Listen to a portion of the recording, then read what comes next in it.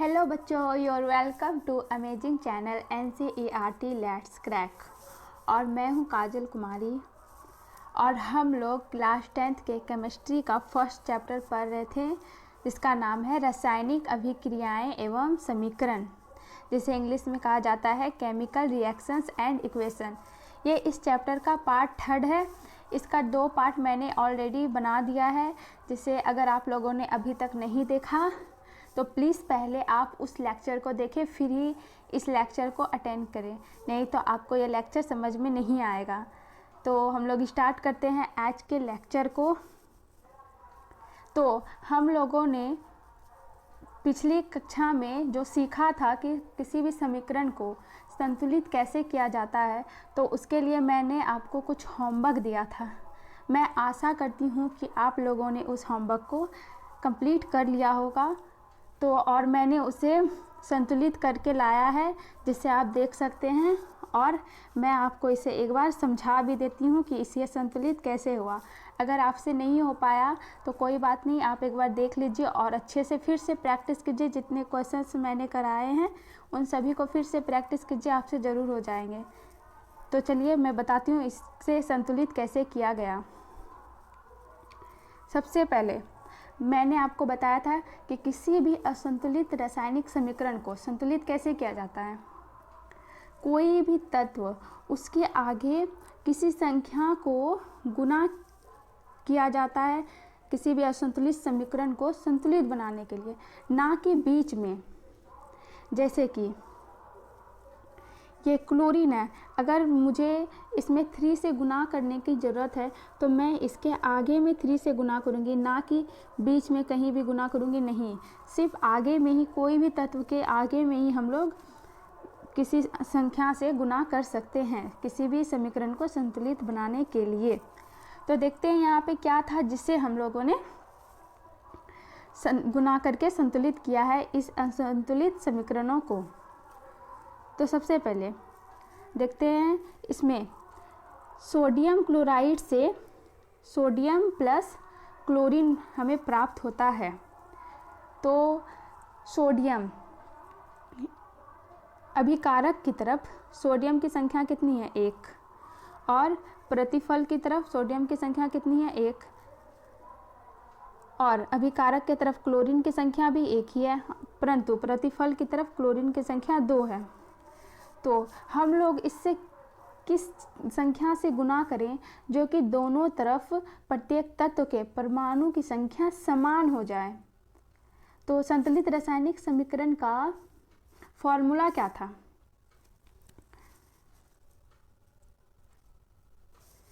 Definition क्या था? जैसे संतुलित रासायनिक समीकरण किसे कहते हैं?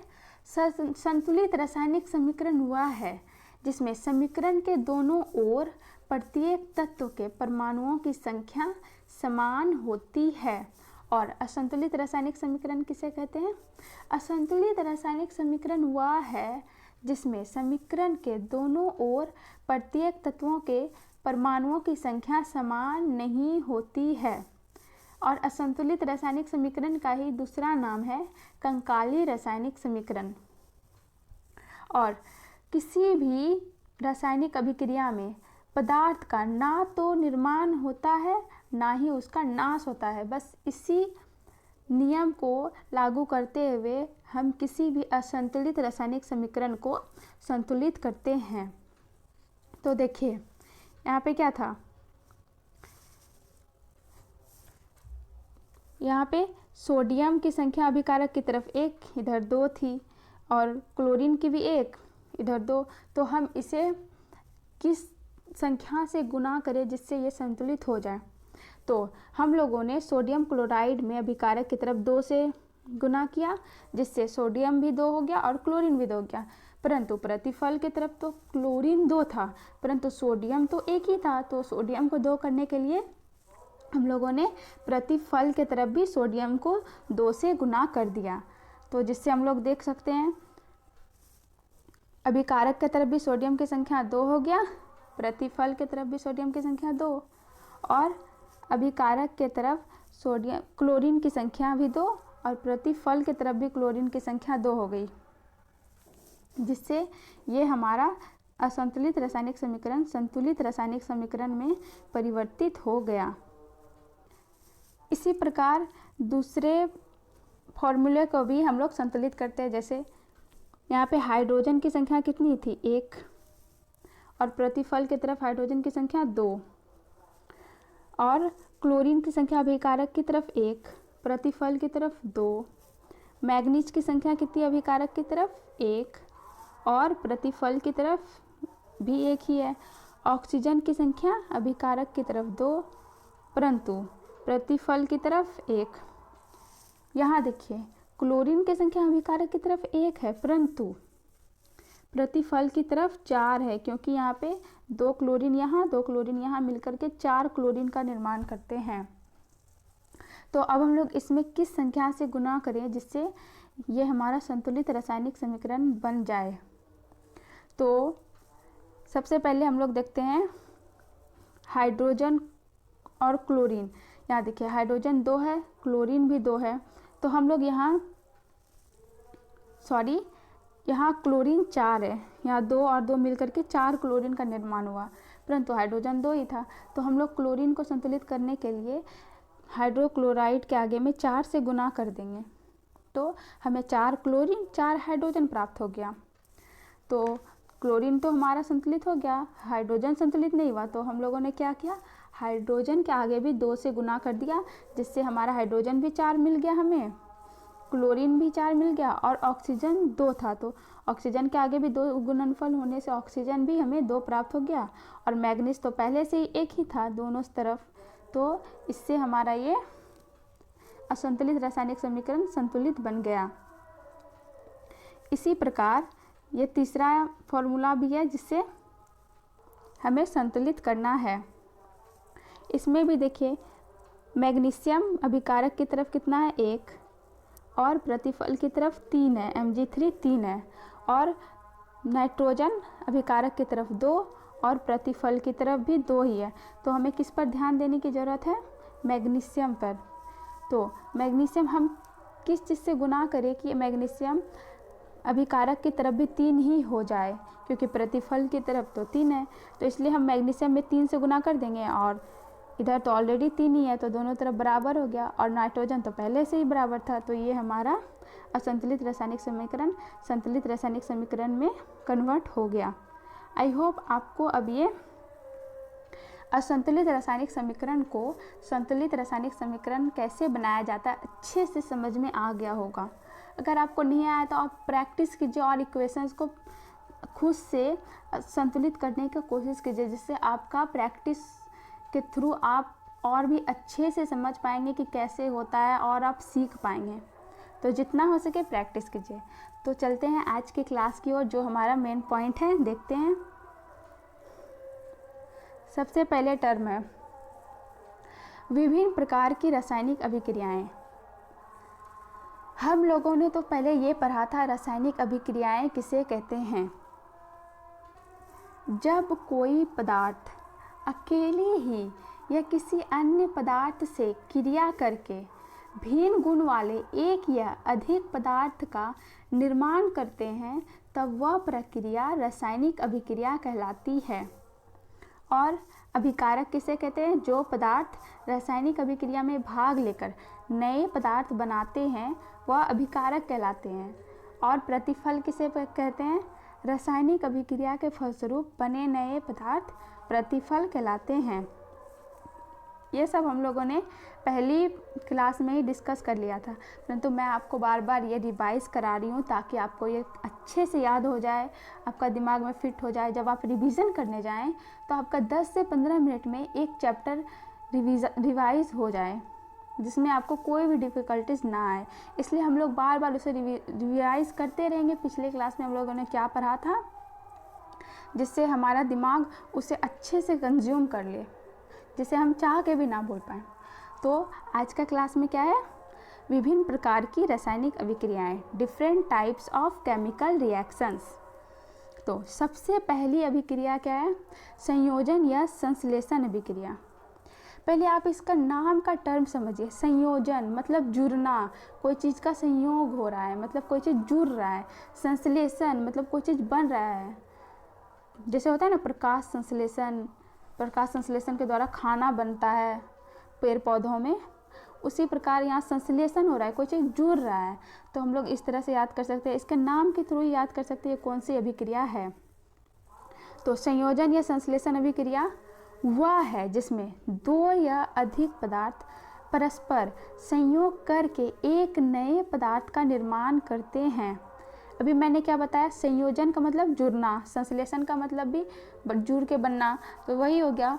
वह है जिसमें दो या अधिक पदार्थ परस्पर संयोग करके या जुड़ करके एक नए पदार्थ का निर्माण करते हैं और नए पदार्थ का गुण मूल पदार्थ के गुण से बिल्कुल भिन्न होते हैं। जैसे कि देखिए एग्जाम्पल में, जैसे कार्बन और ऑक्सीजन, ये दोनों मिल करके कार्बन डाइऑक्साइड बनाते हैं। तो क्या हो गया, वह अभिक्रिया जिसमें दो या दो से ज़्यादा भी हो सकते हैं, दो या दो से अधिक पदार्थ परस्पर संयोग करके या फिर जुड़ करके नए पदार्थ का निर्माण करते हैं।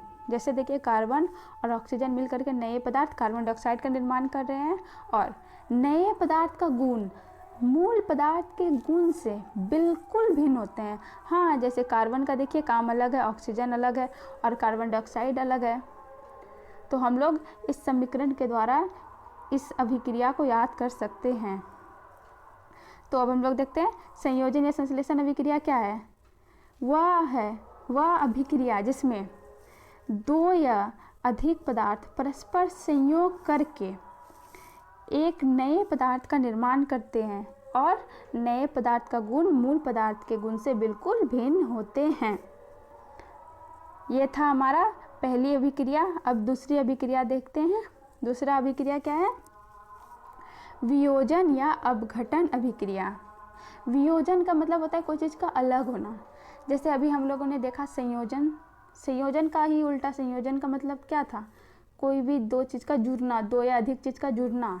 उसी तरह वियोजन का मतलब कोई भी बड़ा चीज़ का टूटना, अलग होना। अपघटन का मतलब तो आप जानते ही है, कोई भी चीज़ का टूटना, जो अच्छा चीज़ रहता है उसका टूट जाना।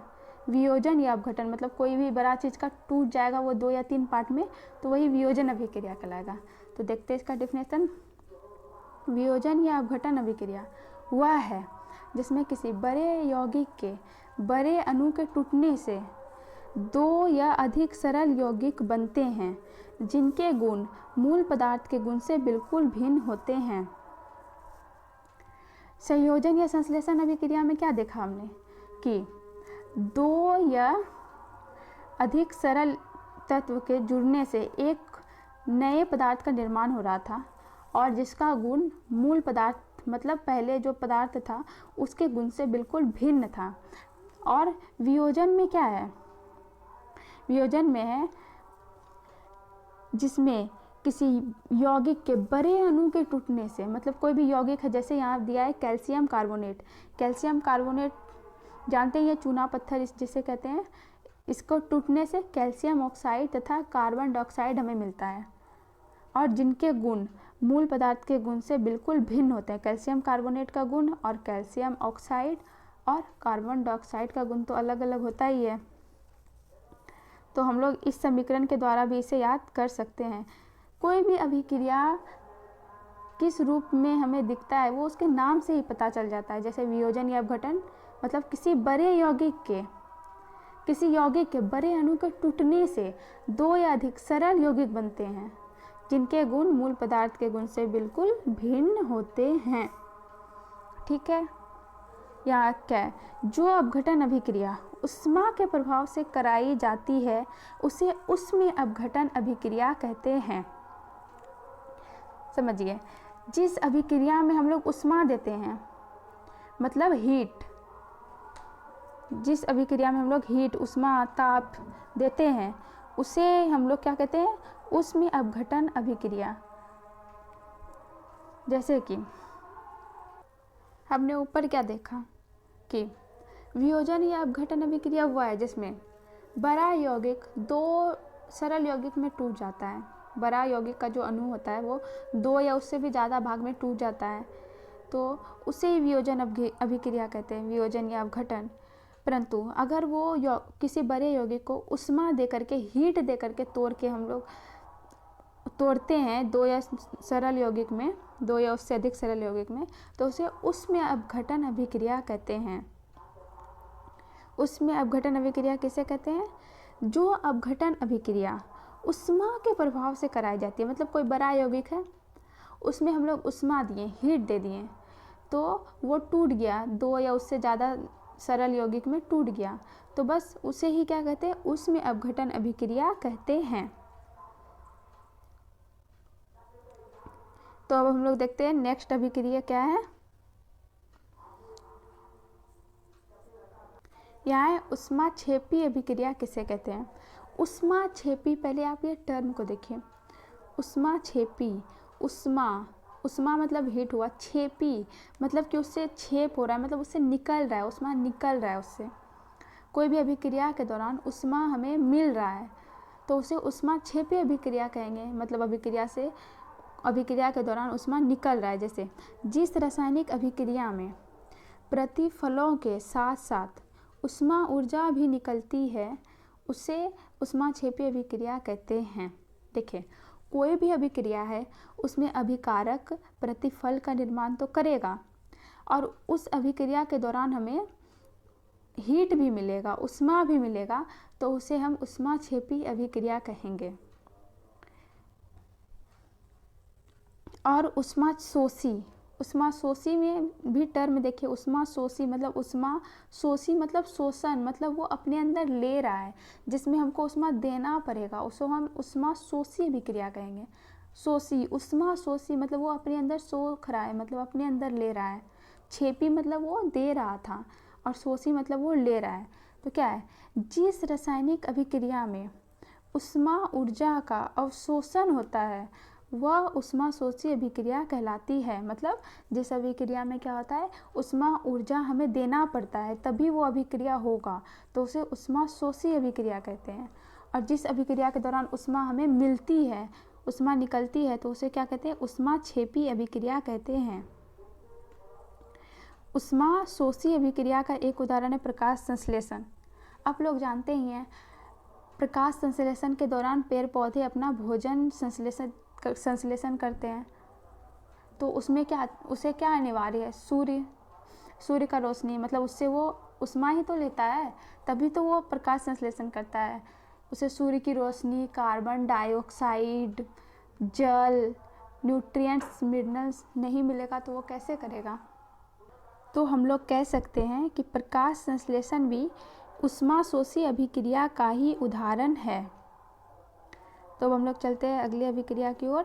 3rd नंबर में है एकल विस्थापन अभिक्रियाएं। एकल विस्थापन मतलब एकल मतलब वह एक, विस्थापन मतलब कोई चीज़ को हटा देना, एक जगह से उसके जगह से हटा देना। मतलब एक चीज़ को उसके जगह से हटा देंगे तो उसे क्या कहेंगे हम लोग? एकल विस्थापन अभिक्रिया। तो एकल विस्थापन अभिक्रिया वह है जिसमें किसी यौगिक में उपस्थित किसी परमाणु या परमाणुओं के समूह को किसी दूसरे परमाणु द्वारा विस्थापित कर दिया जाता है, उसे ही एकल विस्थापन अभिक्रियाएं कहते हैं।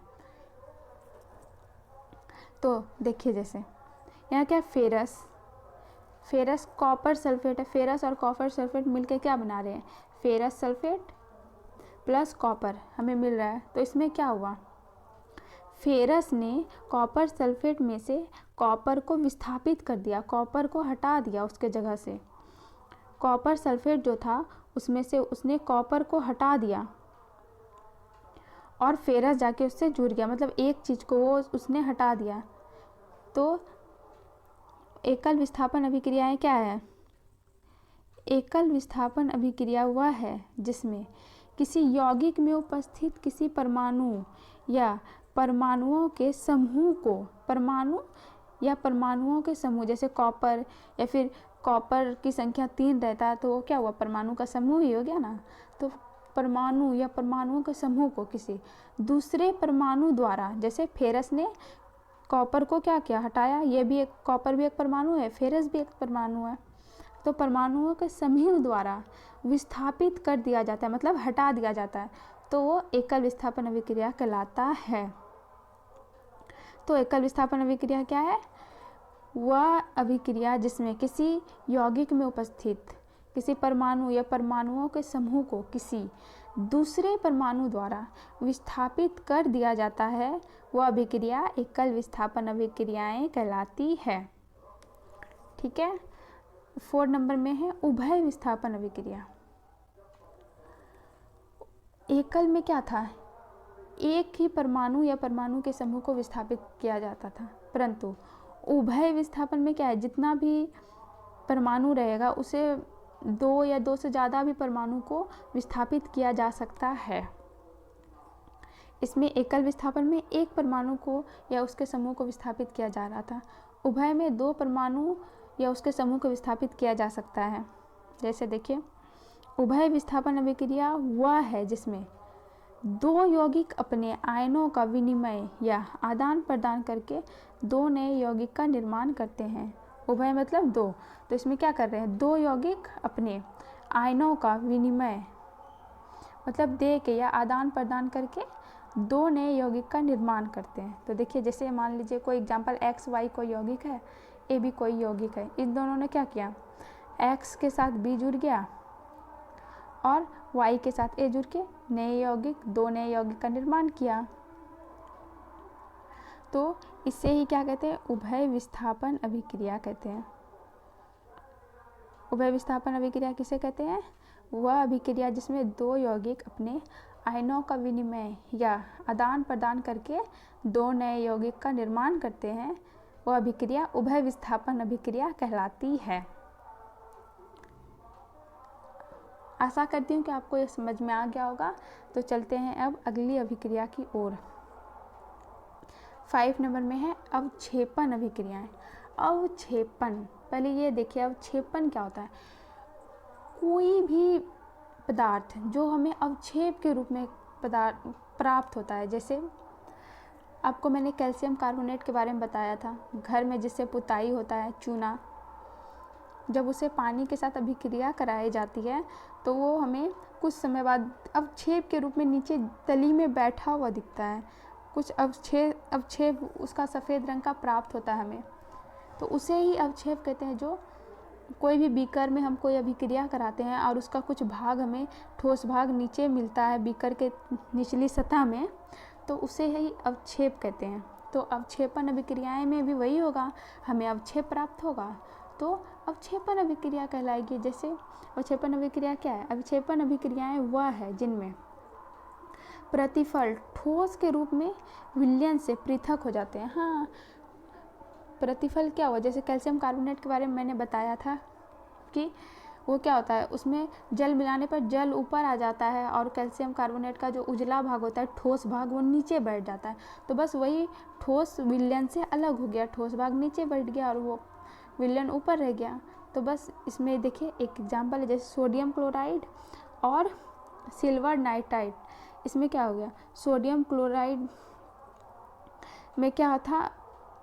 सोडियम क्लोराइड और सिल्वर नाइट्राइड मिल करके सिल्वर क्लोराइड और सोडियम नाइट्राइड का निर्माण करते हैं और सिल्वर क्लोराइड का हमें अवक्षेप प्राप्त होता है सफ़ेद रंग का, वो भी बीकर में बैठ जाता है। जैसे कैल्शियम कार्बोनेट बैठ जाता है ना, वैसे ही सिल्वर क्लोराइड भी अवक्षेप के रूप में बैठ जाता है, हमें प्राप्त हो जाता है। इसीलिए इसे अवक्षेपण अभिक्रिया भी कहते हैं। तो अवक्षेपण अभिक्रिया क्या है? जिससे हमें अवक्षेप प्राप्त हो, बस प्रतिफल ठोस के रूप में अवक्षेप के रूप में हमें मिल जाए, उसे ही अवक्षेपण अभिक्रिया कहते हैं। 6 नंबर में है उदासीनीकरण अभिक्रिया। उदासीनीकरण अभिक्रिया हुआ है जिसमें अम्ल तथा भस्म अभिक्रिया करके लवण तथा जल बनाता है, बस वही है उदासीनीकरण अभिक्रिया। अम्ल तथा भस्म क्या होता है पहले आप ये जानिए। अम्ल जिस भी यौगिक तत्व से हमें हाइड्रोजन आयन प्राप्त होता है उसे हम लोग अम्ल कहते हैं। जैसे H+ आयन इससे प्राप्त होगा तो अम्ल कहते हैं। और जिस भी यौगिक या तत्व से हमें OH- आयन हमें प्राप्त होता है तो उसे, जैसे OH- आयन इससे प्राप्त होगा तो उसे हम लोग भस्म कहते हैं। अम्ल और भस्म अभिक्रिया करके लवण, लवण मतलब होता है नमक, लवण तथा जल तो जानते ही हैं, जल प्राप्त होता है तो उसे क्या कहते हैं, उदासीनीकरण अभिक्रिया। तो डिफिनेशन भी देख लेते हैं क्या है। उदासीनीकरण अभिक्रिया वह है जिसमें कोई अम्ल किसी भस्म के साथ अभिक्रिया कर लवण और जल बनाता है, उसे उदासीनीकरण अभिक्रिया कहते हैं। जैसे देखिए यहाँ हाइड्रोजन क्लोराइड क्या है, अम्ल, और सोडियम हाइड्रोक्साइड क्या है, भस्म। इससे हमें क्या प्राप्त होता है, NaCl, लवण। NaCl क्या है, सोडियम क्लोराइड, इसे हम लोग नमक भी कहते हैं। और H2O क्या है, जल। हमें क्या प्राप्त हो रहा है, अम्ल और भस्म के मिलने से लवण और जल प्राप्त हो रहा है, तो इसे ही उदासीनीकरण अभिक्रिया कहते हैं। ये वाला अभिक्रिया बहुत इंपॉर्टेंट है, इसे याद जरूर कर लें, ये बोर्ड में अधिकतर पूछा जाता है। तो उदासीनीकरण अभिक्रिया क्या है, वह अभिक्रिया जिसमें कोई अम्ल किसी भस्म के साथ अभिक्रिया कर लवण और जल बनाता है, उसे उदासीनीकरण अभिक्रिया कहते हैं। तो अब चलते हैं नेक्स्ट अभिक्रिया की ओर।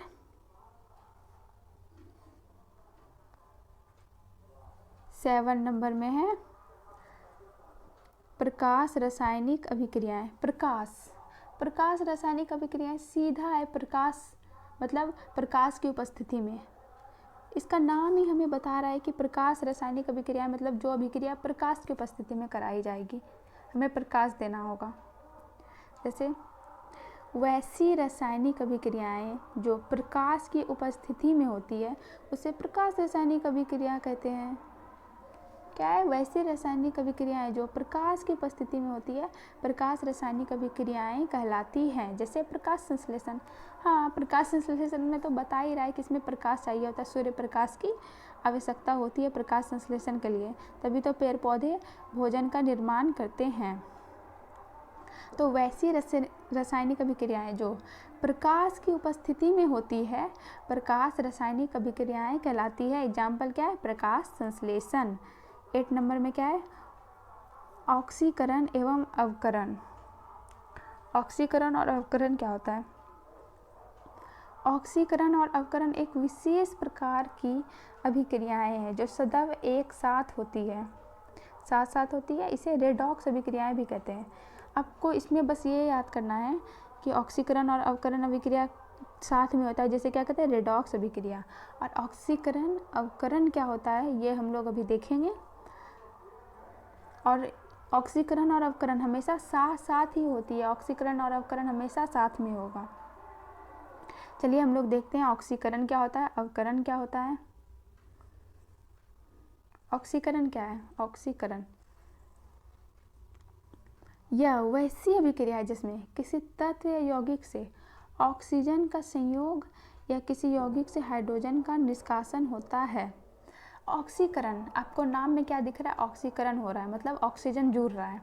आपको सीधा नाम से याद रखना है, इसमें क्या हो रहा है, ऑक्सीकरण, ऑक्सीजन है नाम में, मतलब ऑक्सीजन इससे जुड़ रहा है। और ऑक्सीजन, इसमें ऑक्सीकरण और अवकरण में 2 ही तत्व होते हैं जिसका हमें ध्यान रखना होता है। पहला है हाइड्रोजन, दूसरा है ऑक्सीजन। अगर किसी पदार्थ में किसी रासायनिक अभिक्रिया के दौरान ऑक्सीजन जुड़ रहा है तो हम लोग कहेंगे कि वो ऑक्सीकरण अभिक्रिया है, और अगर हाइड्रोजन जुड़ रहा है तो हम लोग कहेंगे अवकरण अभिक्रिया है। और दूसरा ये भी कह सकते हैं कि यदि ऑक्सीजन जुड़ रहा है तो ऑक्सीकरण होगा, और हाइड्रोजन निकलेगा तो भी ऑक्सीकरण ही होगा। मतलब ऑक्सीजन जुड़ सकता है या हाइड्रोजन निकल सकता है, ऑक्सीजन जुड़ेगा तो ऑक्सीकरण और हाइड्रोजन निकलेगा तो भी ऑक्सीकरण। और यदि किसी अभिक्रिया के दौरान, देखिए हाइड्रोजन और ऑक्सीजन, मान लीजिए किसी अभिक्रिया के दौरान हाइड्रोजन जुड़ रहा है और ऑक्सीजन निकल रहा है तो इसे कहेंगे अवकरण। मतलब हाइड्रोजन जुड़ेगा तो अवकरण, ऑक्सीजन जुड़ेगा तो ऑक्सीकरण, और हाइड्रोजन जुड़ेगा तो अवकरण और ऑक्सीजन निकलेगा तो भी अवकरण ही कहलाएगा। तो हम लोगों ने दो अभिक्रिया देखा, क्या क्या, ऑक्सीकरण और अवकरण। ऑक्सीकरण में क्या क्या होता था? ऑक्सीकरण में ऑक्सीजन जुड़ता है और हाइड्रोजन निकलता है। दो ही संभव है, पॉसिबल वैल्यू है दो ही, या तो ऑक्सीजन जुड़ सकता है या हाइड्रोजन निकल सकता है, तभी ऑक्सीकरण होगा। और अवकरण में क्या होता है कि आपका हाइड्रोजन जुड़ सकता है या ऑक्सीजन निकल सकता है। तो ऑक्सीकरण का ही दो ही विशेषता है, या तो उसमें हाइड्रोजन जुड़ेगा या ऑक्सीजन निकलेगा। ठीक है, चलिए अब हम लोग इसका डिफिनेशन की ओर बढ़ते हैं। तो ऑक्सीकरण क्या है? यह वैसी अभिक्रिया है जिसमें तत्व या यौगिक से ऑक्सीजन का संयोग या किसी यौगिक से हाइड्रोजन का निष्कासन होता है। तो मैंने अभी आपको बताया था कि ऑक्सीकरण में ऑक्सीजन जुड़ेगा या तो हाइड्रोजन निकलेगा, या तो ऑक्सीजन जुड़ेगा या हाइड्रोजन निकलेगा। तो यहाँ डिफिनेशन भी यही बोल रहा है, यह वैसी अभिक्रिया है जिसमें किसी तत्व या यौगिक से ऑक्सीजन का संयोग या किसी यौगिक से हाइड्रोजन का निष्कासन होता है। इसे ऑक्सीकरण अभिक्रिया कहते हैं। तो हम लोग इसके एग्जाम्पल देखते हैं। एग्जाम्पल जैसे कार्बन और ऑक्सीजन मिल करके कार्बन डाइऑक्साइड बना रहे हैं। तो इसमें क्या हुआ? ऑक्सीजन जुड़ रहा है। ऑक्सीजन क्या हो रहा है? जुड़ रहा है कार्बन के साथ, तो ये ऑक्सीकरण हो गया। या तो हाइड्रोजन निकलेगा या ऑक्सीजन जुड़ेगा, तो इसमें ऑक्सीजन तो जुड़ रहा है, तो ये ऑक्सीकरण हो गया। उसी प्रकार यहाँ क्या है? हाइड्रोजन क्लोराइड और ये क्या है? मैग्नीज ऑक्साइड, ये दोनों मिल करके क्या बना रहा है? मैग्नीज क्लोराइड और फिर H2O और Cl2 क्लोरीन बना रहा है। तो इसमें क्या हो रहा है? हाइड्रोजन क्लोराइड में क्या था? हाइड्रोजन था और क्लोरीन था। इससे क्या हो गया? हाइड्रोजन निकल करके, क्लोरीन से हाइड्रोजन निकल गया, तो यहाँ पे हमें सिर्फ क्लोरीन मिला। हाइड्रोजन क्या हुआ? निकल गया।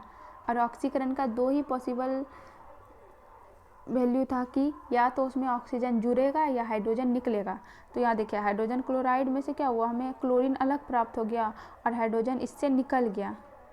और मैग्नीज ऑक्साइड था और मैग्नीज ऑक्साइड में से भी ऑक्सीजन निकल करके H2 के साथ जुड़ गया, तो इसमें क्या हो गया? ऑक्सीकरण और अवकरण दोनों अभिक्रिया हो गया।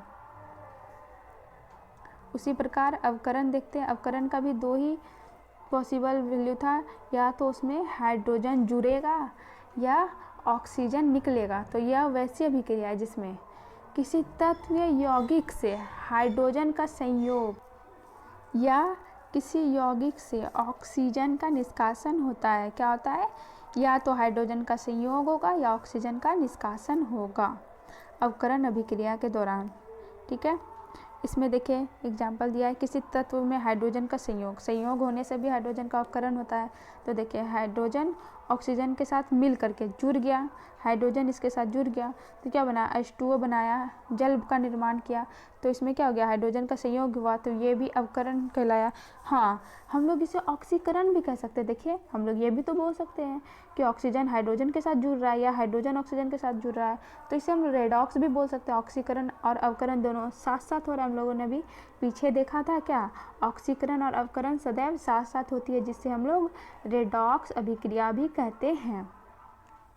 तो हम लोग इसे क्या कह सकते हैं? रेडॉक्स अभिक्रिया भी कह सकते हैं। और देखिए दूसरा एग्जाम्पल क्या है? किसी यौगिक से हाइड्रोजन का निष्कासन। यहाँ हाइड्रोजन का निष्कासन नहीं, ऑक्सीजन का निष्कासन होगा। अवकरण में या तो हाइड्रोजन का संयोग या ऑक्सीजन का निष्कासन होता है। तो मैं इसे सही कर लेती हूँ। मैंने इसे करेक्ट कर लिया कि किसी यौगिक से ऑक्सीजन का निष्कासन अवकरण कहलाता है या हाइड्रोजन का संयोग अवकरण कहलाता है। तो देखिए, कॉपर ऑक्साइड में से हाइड्रोजन को जोड़ा गया, तो क्या बना? हमें कॉपर प्राप्त हुआ और H2O यानी कि जल की प्राप्ति हुई। तो इसमें से क्या हो गया? कॉपर ऑक्साइड में से ऑक्सीजन हमें कॉपर ऑक्साइड में से निकाल गया, ऑक्सीजन निकाल दिया गया और हमें कॉपर प्राप्त हो गया, मतलब ऑक्सीजन का क्या हो गया? निष्कासन हो गया। और हम लोग ये भी कह सकते हैं कि हाइड्रोजन के साथ ऑक्सीजन का संयोग हो गया, तो ये ऑक्सीकरण भी कहला गया, अवकरण भी कहला गया। तो हम लोग इसे रेडॉक्स भी कह सकते हैं ना। देखिए यहाँ पे क्या हुआ? कॉपर ऑक्साइड था कॉपर ऑक्साइड में कॉपर और ऑक्सीजन है, तो इसमें से क्या हो गया, कॉपर हमें अलग प्राप्त हो गया, इसका मतलब ऑक्सीजन इससे निकल गया, तो इसे हम लोग क्या कर सकते हैं, अवकरण। ऑक्सीजन निकल गया तो अवकरण। और यहाँ हाइड्रोजन है, परंतु हाइड्रोजन के साथ क्या हुआ, ऑक्सीजन जुड़ गया, तो हमें H2O प्राप्त हो गया, जल प्राप्त हो गया। तो हम लोग इसमें बोल सकते हैं कि ऑक्सीजन इसमें जुड़ गया है, तो इसे हम लोग अवकरण भी बोल सकते हैं। तो इसका हमें दो रूप देखने को मिल रहा है, ऑक्सीकरण और अवकरण दोनों। तो हम लोग इसे रेडॉक्स अभिक्रिया भी कह सकते हैं। तो अब चलते हैं नेक्स्ट अभिक्रिया की ओर। देखिए यहाँ पे लिखा हुआ है साफ अक्षरों में कि ऑक्सीकरण एवं अवकरण दोनों प्रक्रियाएं साथ साथ होती हैं, जिसे हम लोगों ने अभी देखा। और यहाँ भी देखिए वही है, कॉपर ऑक्साइड और हाइड्रोजन में से कॉपर मिल गया, हमें प्राप्त हो गया, ऑक्सीजन इससे निकल गया, परंतु हाइड्रोजन के साथ तो जुड़ा है, तो ऑक्सीकरण और अवकरण दोनों हुआ। तो ऑक्सीकरण और अवकरण में क्या हुआ, इसे मैंने शब्दों में भी लिखा है जिसे आप समझ सकते हैं। जैसे इस अभिक्रिया में क्या हुआ, ऑक्सीजन का संयोग हाइड्रोजन के साथ होने के फलस्वरूप जल बनता है। ऑक्सीजन का संयोग हाइड्रोजन से होगा, H+ हाइड्रोजन और ऑक्सीजन मिलेगा, तभी तो हमें जल की प्राप्ति होगी। अच्छा, हाइड्रोजन ऑक्सीकृत होकर जल में परिवर्तित हो जाता है, मतलब हाइड्रोजन ऑक्सीजन के साथ जुड़ गया। ऑक्सीकृत का मतलब वही हुआ, जुड़ना, ऑक्सीजन के साथ जुड़ना हाइड्रोजन का, हाइड्रोजन ऑक्सीजन से जुड़ के जल में परिवर्तित हो गया, H2O मिल गया हमें। इस ऑक्सीकरण के लिए आवश्यक ऑक्सीजन क्यूप्रिक ऑक्साइड प्रदान करता है। हाँ, क्यूप्रिक ऑक्साइड में ही तो कॉपर और ऑक्सीजन दोनों था, जिससे ऑक्सीजन मिला, तब तो H2O बना। तो अतः क्यूप्रिक ऑक्साइड ऑक्सीकारक है। ऑक्सीकारक क्या होता है, आप लोग सीधा ऐसे भी बोल सकते हैं कि जिससे ऑक्सीजन निकलेगा, जिस यौगिक से ऑक्सीजन का निष्कासन होता है, उसे ऑक्सीकारक कहते हैं। यहाँ देखिए कॉपर ऑक्साइड एक यौगिक था, इससे ऑक्सीजन निकल गया, तो कॉपर ऑक्साइड क्या हो गया, ये एक ऑक्सीकारक है। कॉपर ऑक्साइड क्या है, ऑक्सीकारक। और अवकारक क्या है, जिससे ऑक्सीजन का योग होता है, जिससे ऑक्सीजन जाके जुड़ता है। जैसे हाइड्रोजन के साथ क्या हो गया, ऑक्सीजन जुड़ गया, तो ये हाइड्रोजन क्या है, अवकारक। क्यूप्रिक ऑक्साइड क्या हो गया, ऑक्सीकारक। जैसे मैंने पीछे में लैंग्वेज में भी लिखा है, आप लोग उससे भी पढ़ सकते हैं। चलिए देखते हैं, यहाँ पे देखिए क्या है, क्यूप्रिक ऑक्साइड कॉपर में परिवर्तित हो जाता है। हाँ, हो रहा है, देखिए क्यूप्रिक ऑक्साइड किस में परिवर्तित हो गया, कॉपर में। क्यूप्रिक ऑक्साइड था, इससे ऑक्सीजन अलग हो, कॉपर में परिवर्तित हो जाता है। और क्या है, अच्छा, क्यूप्रिक ऑक्साइड से ऑक्सीजन का निष्कासन होता है। हाँ, कॉपर में परिवर्तित हो गया, तभी तो ऑक्सीजन निकल गया, तभी तो ऑक्सीजन का निष्कासन होता है। चूँकि किसी यौगिक से ऑक्सीजन का निष्कासन अवकरण कहलाता है। हाँ, किसी यौगिक से ऑक्सीजन निकलता है या हाइड्रोजन जुड़ता है, अवकरण कहते हैं। अच्छा, क्यूप्रिक ऑक्साइड का अवकरण होने से कॉपर बनता है। हाँ, उसका अवकरण हुआ, उससे ऑक्सीजन निकला, तो वो अवकरण ही कहलाया। तो क्यूप्रिक ऑक्साइड से का अवकरण होने से कॉपर बनता है। इस ऑक्सीजन को हाइड्रोजन क्यूप्रिक ऑक्साइड में से निष्कासित करता है। क्यूप्रिक ऑक्साइड में इससे ही तो ऑक्सीजन को हाइड्रोजन ने निष्कासित किया, सही बात है, था हाइड्रोजन अवकारक है। तो जो ऑक्सीजन को निकाला वो क्या कहलाया, अवकारक, और जिससे ऑक्सीजन निकला वो क्या कहलाया, ऑक्सीकारक। जिससे ऑक्सीजन निकला वो क्या कहलाया, ऑक्सीकारक। जैसे हम लोग ने इसमें देखा, यहाँ पे क्या है, क्यूप्रिक ऑक्साइड में क्या हुआ, ऑक्सीजन क्यूप्रिक ऑक्साइड से निकला, तो ये क्या कहलाया, ऑक्सीकारक। परंतु निकाला किसने, हाइड्रोजन ने निकाला, तभी तो अपने साथ ऑक्सीजन को जोड़ लिया, तो ये हाइड्रोजन क्या कहलाया, अवकारक। क्यूप्रिक ऑक्साइड क्या कहलाया, ऑक्सीकारक। पीछे में और भी एग्जाम्पल है, चलिए हम लोग देखते हैं। देखिए ऑक्सीकारक के उदाहरण, जैसे हाइड्रोजन और ऑक्सीजन था, मिलकर के क्या बनाया, H2O। देखिए इसमें मैंने संतुलित कर दिया है असंतुलित समीकरण को। तो आप लोग तो अब तक मैं आशा करती हूँ कि आप लोग जान ही चुके होंगे कि असंतुलित रासायनिक समीकरण को संतुलित कैसे करते हैं। यदि नहीं जानते तो आप लोग पिछले वाला क्लास को ज़रूर अटेंड कीजिए, जिससे आप अच्छे से समझ पाएंगे कि संतुलित कैसे किया जाता है किसी भी असंतुलित रासायनिक समीकरण को। तो देखिए ऑक्सीकारक क्या था, अभी हम लोग ने देखा ऑक्सीकारक है, जिस भी यौगिक से ऑक्सीजन निकलता है उसे ऑक्सीकारक कहते हैं। तो यहाँ क्या हो रहा है, हाइड्रोजन और ऑक्सीजन ये दोनों जुड़ करके क्या बना रहा है, H2O जल बना रहा है। हाइड्रोजन क्या कर रहा है, ऑक्सीजन को अपने साथ जोड़ रहा है, तो ये क्या कहलाया, ऑक्सीकारक। अवकारक के उदाहरण, अवकारक में क्या होता है, ऑक्सीजन का किसी ऑक्सीजन को जो यौगिक या तत्व निकालता है किसी यौगिक से वो अवकारक कहलाता है। तो इसमें अवकारक क्या है, इसमें अवकारक है कार्बन। इसमें कार्बन ही क्या कर रहा है, जिंक ऑक्साइड से ऑक्सीजन को ले करके अपने से रिएक्शन करके कार्बन डाइऑक्साइड बना रहा है, सॉरी कार्बन मोनोऑक्साइड बना रहा है। CO को कार्बन मोनोऑक्साइड कहते हैं। तो इसमें अवकारक क्या हो गया, कार्बन। सबसे पहले आपको इस चीज़ में प्रॉब्लम आ रहा होगा, ऑक्सीकरण क्या होता है, अवकरण, ऑक्सीकारक, अवकारक। मैं बताती हूँ। ऑक्सीकरण उस पदार्थ को कहते हैं, पदार्थ यौगिक या तत्व को कहते हैं जिसमें या तो हाइड्रोजन का किसी तत्व या यौगिक के साथ निष्कासन होगा या ऑक्सीजन जुड़ेगा, या तो ये माइनस होगा या तो ये प्लस होगा, वो कहलाया ऑक्सीकरण। ठीक है। और अवकरण क्या कहलाया, जिसमें या तो हाइड्रोजन जुड़ेगा या तो ऑक्सीजन निकलेगा, या तो ऑक्सीजन प्लस होगा या या तो हाइड्रोजन प्लस होगा या ऑक्सीजन माइनस होगा।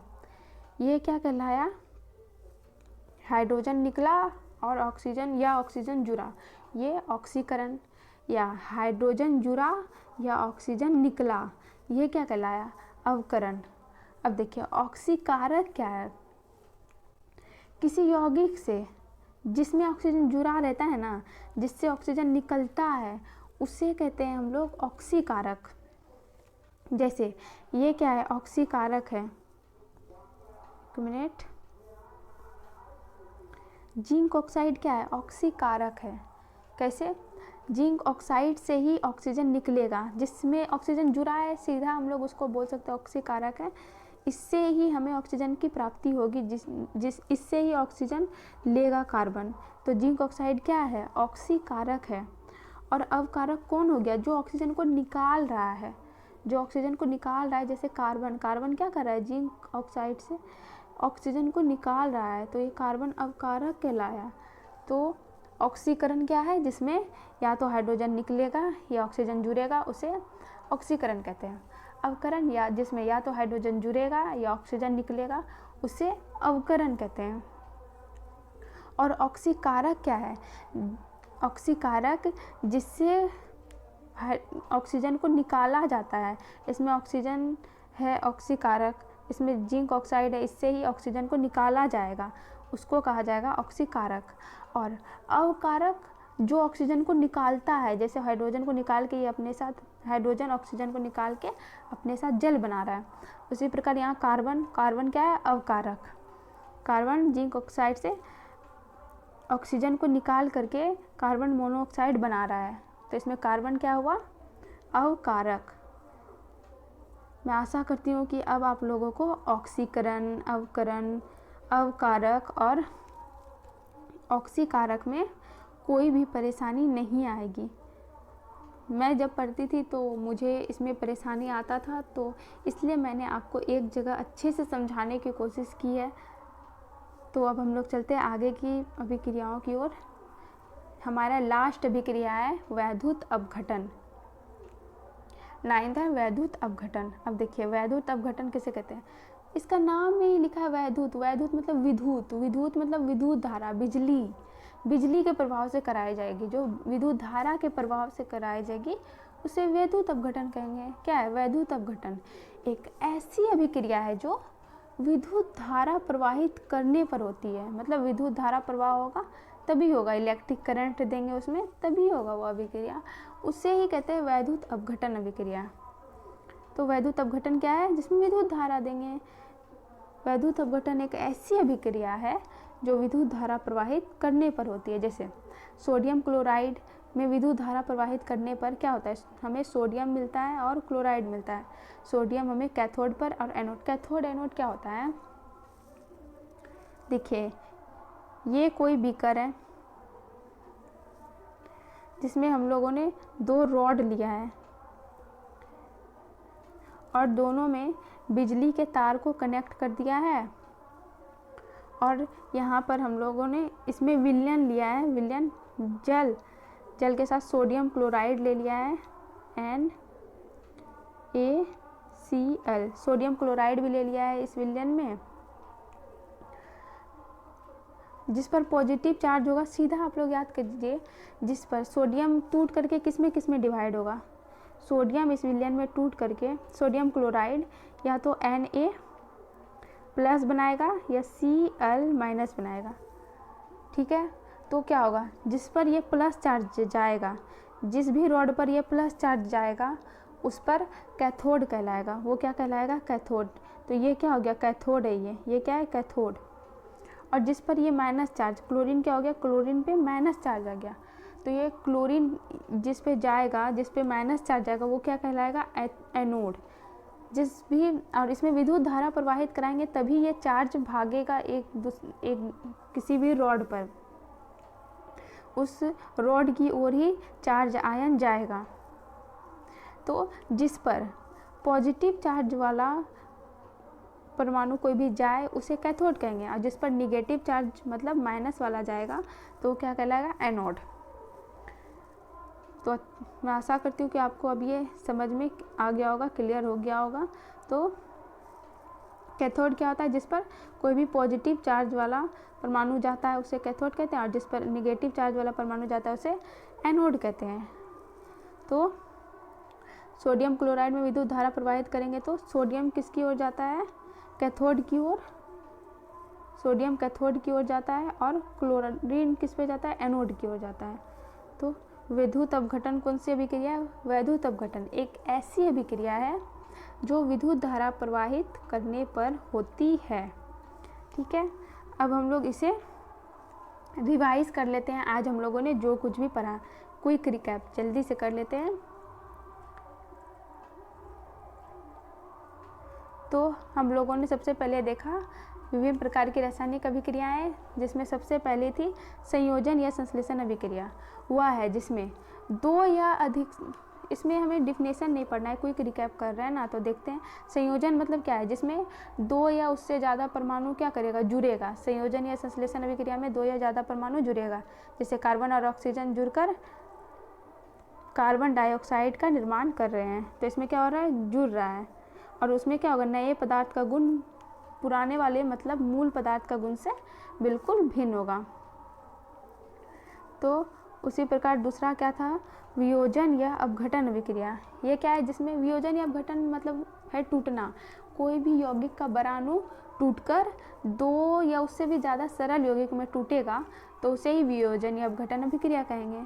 इसमें भी वही होगा, मूल पदार्थ का गुण जो है नए पदार्थ के गुण से बिल्कुल भिन्न होगा। जैसे कैल्शियम कार्बोनेट टूट करके क्या बना रहा है, कैल्शियम ऑक्साइड और कार्बन डाइऑक्साइड, सबका गुण अलग अलग है। उसी प्रकार उसमें अपघटन अभिक्रिया, वैसी अपघटन अभिक्रिया जो उष्मा देकर अपघटन कराई जाती है उसे उसमें अपघटन कहते हैं। जो अपघटन अभिक्रिया उष्मा के प्रभाव से कराई जाती है उसे उसमें अपघटन अभिक्रिया कहते हैं। 3rd नंबर इसमें क्या है, ऊष्माक्षेपी अभी मैंने बताया, कोई भी अभिक्रिया जिसमें उष्मा हमें मिलता है, छेप होता है, जिससे उष्मा निकलता है अभिक्रिया के दौरान, उसे ऊष्माक्षेपी अभिक्रिया कहते हैं। और ऊष्माशोषी, जिस अभिक्रिया के दौरान उष्मा हमें देना पड़ता है, जिसमें हीट हमें देना पड़ता है, उष्मा को सोखता है, मतलब वो अपने अंदर हीट अब्जॉर्ब करता है, उसे ऊष्माशोषी अभिक्रिया कहते हैं। जैसे एग्जाम्पल में क्या है, प्रकाश संश्लेषण। 3rd नंबर में क्या था, एकल विस्थापन अभिक्रिया, मतलब एक परमाणु या उसका समूह को विस्थापित किया जाएगा, मतलब उसके जगह पर से उसको हटा दिया जाएगा, जिसमें किसी यौगिक में उपस्थित परमाणु या परमाणुओं के समूह को एक किसी दूसरे परमाणु द्वारा विस्थापित कर दिया जाता है, उसे ही क्या कहते हैं, एकल विस्थापन अभिक्रिया। जैसे एग्जाम्पल में आप देख सकते हैं, फेरस और कॉपर सल्फाइड को अगर मिलाया गया तो क्या हुआ, फेरस सल्फेट हो गया, और कॉपर को कॉपर सल्फेट से विस्थापित कर दिया गया, मतलब निकाल दिया गया। उसी प्रकार क्या है उभय विस्थापन अभिक्रिया, जिसमें दो परमाणु या दो यौगिक अपने आयनों का आदान प्रदान करके दो नए यौगिक का निर्माण करते हैं, जैसे एग्जाम्पल में आप देख ही सकते हैं। तो नेक्स्ट अभिक्रिया क्या था, 5 नंबर में था अवक्षेपण अभिक्रिया। अवक्षेपण अभिक्रिया में वही है जिस अभिक्रिया में हमें प्रतिफल ठोस के रूप में मतलब अवक्षेप के रूप में प्राप्त हो। और उदासीनीकरण अभिक्रिया वही जिसमें अम्ल और भस्म अभिक्रिया कर लवण तथा जल बनाता है, उसे उदासीनीकरण अभिक्रिया कहते हैं।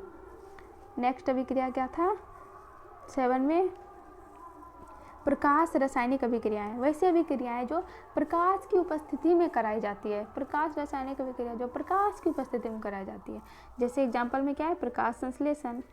वैसे ही ऑक्सीकरण एवं अवकरण हम लोगों ने भी देखा, ऑक्सीकरण और अवकरण सदैव साथ साथ होती है, उसे रेडॉक्स अभिक्रियाएं भी कहते हैं। नेक्स्ट अभिक्रिया क्या था ऑक्सीकरण।